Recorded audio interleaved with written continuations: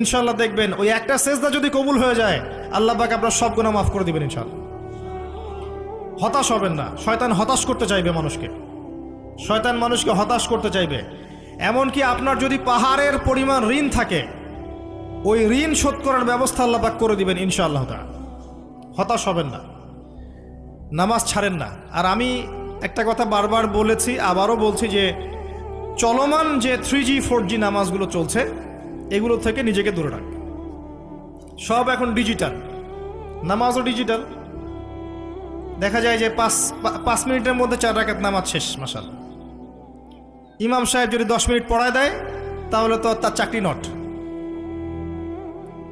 বোঝেন না এত তারা, আমার সময় নাই, আমরা ব্যস্ত মানুষ, এত সময় লাগে নামাজ পড়তে? ইমাম সাহেবকে বলছে, কমিটি ইমাম সাহেবকে চার্জ করছে, অথচ ইমামের উচিত তাদেরকে চার্জ করা। উল্টে গেছে এখন আর কি। ওইদিকে আসবো আমি। দাসী তার মনে